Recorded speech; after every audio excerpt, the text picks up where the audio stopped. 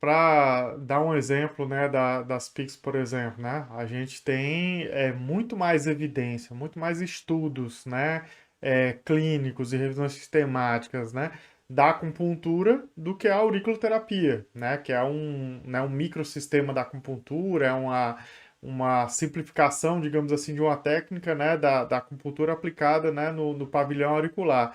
Mas, em compensação, a dificuldade de implementar, né, a nível nacional a acupuntura é bem mais complicado, né? A gente, enquanto ministério, por exemplo, se a gente fosse implantar a acupuntura pensando que você tem, né, digamos que a gente fosse formar acupunturistas no SUS, né?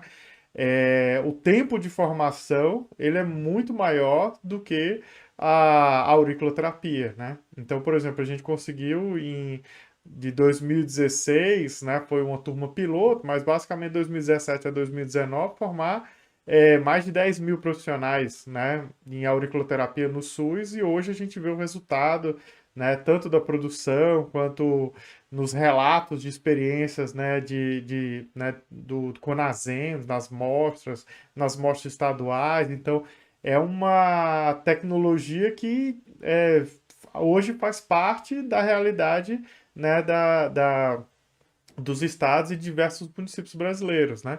Então, isso, né, se a gente fosse pensar somente, digamos assim, o quanto que a gente tem, né, de acúmulo, né, de estudos, né, de evidência científica, na clínica, né, a gente, né, a opção primeiro seria a acupuntura, digamos assim, né, mas a gente tem outras questões, né, para pensar o que a gente vai implementar enquanto política, né? Perfeito. Acho que tem dois elementos aí que eu queria aproveitar a sua intervenção e destacar. O primeiro deles é essa densidade de evidência, né? Então, Uhum. daí você vai descobrir que você precisa mapear essa evidência, você precisa ter ela ali à disposição para quando você tiver que fazer julgamentos, ela está acessível.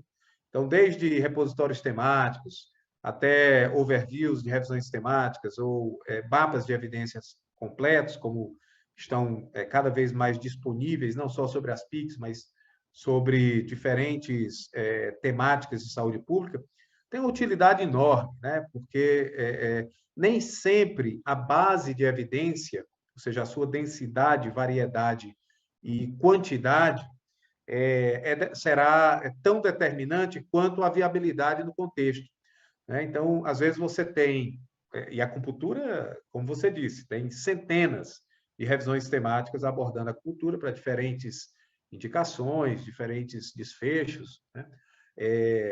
E muitas vezes você vai se deparar com a ausência completa de estudos de efeito de algumas dessas tecnologias, tá?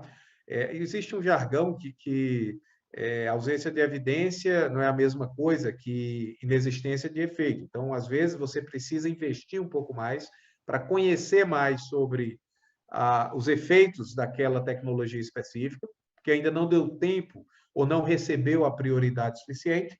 Isso quer dizer que existe uma lacuna, né? Uhum. Se justificado, você pode, inclusive, interferir e influenciar de alguma maneira a agenda de pesquisa, a agenda de fomento de pesquisa, para que haja a realização de novas pesquisas, para que se amplie a base de evidências sobre uma determinada tecnologia. Isso é fundamental.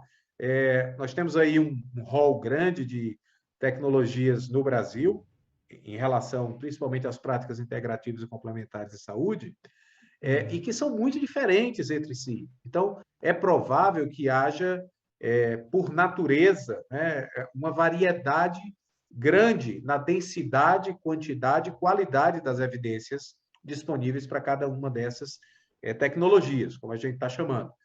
Mas e visualizar isso é um passo importante. Então, você ter isso mapeado e não para produzir, eu diria, certezas, porque no campo de políticas de saúde, a gente aprendeu que é mais valioso reconhecer as incertezas, muitas vezes, do que a ideia de certeza, porque ela é um pouco, eu diria, enganosa, né? Uhum. Porque uma certeza de efeito se desfaz diante de barreiras de implementação de uma maneira que pode fazer com que qualquer plano de implementação caia por água abaixo, né? Uma das questões que a gente deve ter em conta é que a única lei sobre implementação, assim, a única regra infalível é que o seu plano vai falhar, né?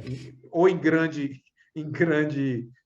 monta, Escala. ou em questões específicas, mas é impossível que você consiga fazer uma implementação sem percalços, sem a necessidade de ajustes, sem a identificação e superação de barreiras, né?